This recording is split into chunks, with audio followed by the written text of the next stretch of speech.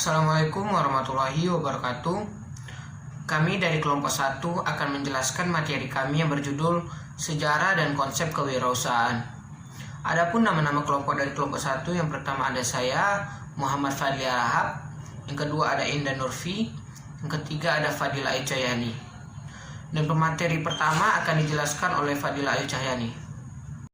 Bismillahirrahmanirrahim. Assalamualaikum warahmatullahi wabarakatuh. Saya Fadila Ayu Cahyani. Di sini saya sebagai pemateri pertama yang akan menjelaskan tentang sejarah kewirausahaan. Wirausaha secara historis telah diperkenalkan oleh Richard Castellan pada tahun 1755. Istilah kewirausahaan telah dikenal sejak abad ke-16, sedangkan di Indonesia baru dikenal pada akhir abad ke-20. Konsep kewirausahaan modern diperkuat oleh penemuan teori ekonomi yang berawal sebagai ekonomi politik di abad ke-18 yang menjelaskan bagaimana perekonomian terjadi, dan ada pula pengertian kewirausahaan. Kewirausahaan adalah hal-hal yang terkait dengan wirausaha. Kata wira berarti keberanian, sedangkan usaha adalah kegiatan bisnis. Sehingga kewirausahaan dapat pula diartikan sebagai keberanian seseorang untuk melaksanakan suatu kegiatan bisnis. Kewirausahaan secara umum adalah suatu proses dalam mengerjakan sesuatu yang baru atau kreatif dan berbeda atau inovatif, yang bermanfaat dalam memberikan nilai lebih. Sedangkan kewirausahaan dalam Islam ialah sebagai aspek kehidupan yang dikelompokkan ke dalam masalah muamalah. Masalah yang erat kaitannya dengan hubungan yang bersifat horizontal, yaitu hubungan antar manusia yang akan dipertanggungjawabkan kelak di akhirat. Saya Indah Nurfi. Di sini saya akan menjelaskan mengenai pengertian wirausaha. Yang pertama yaitu menurut Kamus Besar Bahasa Indonesia. Wirausaha yaitu sama dengan wira swasta, yaitu orang yang pandai atau berbakat mengenali produk baru, menentukan cara produksi baru, menyusun operasi untuk pengadaan produk baru, memasarkannya, serta mengatur pemodalan operasinya. Yang kedua yaitu menurut Richard Cantillon. Menurut Richard Cantillon, wirausaha adalah seorang penemu dan individu yang membangun sesuatu yang unik dan baru. Yang ketiga yaitu menurut J.B. Say. Wirausaha adalah pengusaha yang mampu mengelola sumber-sumber daya yang dimiliki secara ekonomis dan tingkat produktivitas yang rendah menjadi tinggi.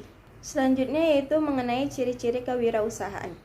Ciri-ciri kewirausahaan yang pertama yaitu yakin terhadap produk yang dimiliki, yang kedua mengenal sangat banyak produknya, yang ketiga tidak berdebat dengan calon pelanggan, yang keempat komunikatif dan negosiasi ramah dalam pelayanan, yang kelima santun, jujur dan berani, yang keenam menciptakan transaksi.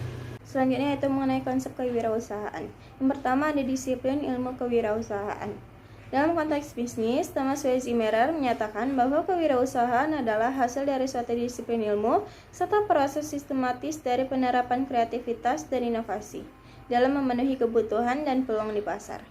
Pada masa sebelumnya, kewirausahaan hanya dianggap dapat dilakukan melalui pengalaman langsung di lapangan dan merupakan bakat yang dibawa sejak lahir, sehingga kewirausahaan tidak dapat dipelajari dan diajarkan. Tetapi pada saat sekarang ini, kewirausahaan bukan hanya merupakan urusan lapangan, melainkan kewirausahaan telah merupakan disiplin ilmu yang dapat dipelajari dan diajarkan. Hal ini disebabkan karena seseorang yang memiliki bakat kewirausahaan dapat mengembangkan bakatnya melalui pendidikan.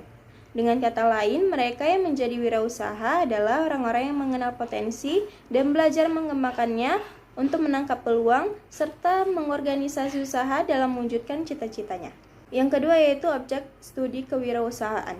Menurut Suma Hamijaja, kemampuan seseorang yang menjadi objek kewirausahaan meliputi yang pertama, kemampuan merumuskan tujuan hidup atau usaha, dan untuk merumuskan tujuan ini diperlukan adanya perenungan dan koreksi, kemudian dibaca dan diamati secara berulang-ulang sampai dipahami apa yang menjadi kemauannya. Yang kedua yaitu kemampuan memotivasi diri, yaitu untuk menciptakan suatu tekad dan kemauan yang besar. Yang ketiga yaitu kemampuan berinisiatif, yaitu mengerjakan sesuatu yang baik tanpa menunggu perintah dari orang lain dan harus dilakukan berulang-ulang sampai terbiasa dapat berinisiatif sendiri. Yang keempat yaitu kemampuan berinovasi, yaitu menciptakan kreativitas atau daya cipta dan setelah dibiasakan secara berulang-ulang maka akan dapat menciptakan motivasi. Yang kelima yaitu kemampuan membentuk modal material, sosial, dan intelektual. Yang keenam yaitu kemampuan mengatur waktu dan membiasakan diri. 7. Kemampuan mental yang dilandasi agama. Dan yang terakhir yaitu kemampuan membiasakan diri dalam mengambil hikmah dari pengalaman yang baik maupun pengalaman yang buruk. Saya Muhammad Fadli Arahab. Saya akan menjelaskan konsep yang ketiga dari konsep kewirausahaan, yaitu konsep kewirausahaan eksistensial. Menurut Rusdiana pada tahun 2014 mengatakan bahwa pendekatan pembelajaran kewirausahaan diarahkan pada konsep kewirausahaan eksistensial. Konsep ini memfokuskan pemahaman kewirausahaan yang berorientasi pada aktualisasi jati diri dan potensi diri sebagai pembelajaran kewirausahaan. Nah, menurutnya, kata eksistensial memiliki 3 arti, yaitu yang pertama, keberadaan manusia atau cara khusus manusia dalam menjalani hidupnya. Yang kedua, makna hidup. Yang ketiga, perjuangan manusia untuk menemukan makna konkret dalam hidupnya. Materi selanjutnya yaitu peran kewirausahaan dalam kondisi ekonomi berkembang. Di sini kami mengambil contoh negara Indonesia, karena negara kita pada saat ini termasuk negara berkembang, belum termasuk negara maju. Begitu juga perekonomiannya. Hal ini disebabkan oleh berbagai masalah yang terdapat di Indonesia. Misalnya saja pendapatan penduduk yang rendah, banyaknya pengangguran, dan kondisi ekonomi dan sosial yang tertinggal dibandingkan negara maju.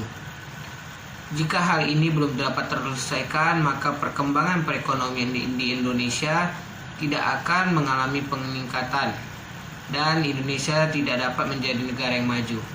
Oleh karena itu, jiwa kewirausahaan penduduk Indonesia harus ditingkatkan untuk membantu pengembangan perekonomian negara Indonesia. Kewirausahaan dikatakan sebagai salah satu faktor yang dapat mendorong peningkatan perekonomian Indonesia karena memiliki beberapa alasan. Di antaranya dapat meningkatkan kreativitas dan kemampuan masyarakat dalam menyalurkan ide dan kreasinya. Masyarakat tidak tergantung pada pemerintah seperti PNS atau pegawai negeri sipil, dan juga dapat menarik investor negara asing untuk menanamkan modalnya di Indonesia apabila kewirausahaan berjalan dengan baik. Nah, mungkin itu saja materi yang dapat kami sampaikan. Adapun kesimpulan dari materi kami yaitu kewirausahaan telah dikenal sejak lama, bahkan menjadi salah satu aktivitas dan profesi tertua umat manusia. Kewirausahaan sebagai teori modern muncul sejak Richard Cantillon mengeluarkan buku tentang entrepreneurship di Prancis di tahun 1755. Kewirausahaan atau entrepreneurship merupakan kemampuan dan keahlian kreativitas dan inovatif yang dimiliki seseorang dijadikan dasar kiat dan sumber daya untuk mencari peluang menuju sukses. Sedangkan dalam agama Islam, kewirausahaan merupakan bagian dari aspek kehidupan yang dikelompokkan ke dalam masalah muamalah. Adapun ciri-ciri kewirausahaan yang handal dan profesional yaitu: yang pertama, yakin terhadap produk yang dimiliki.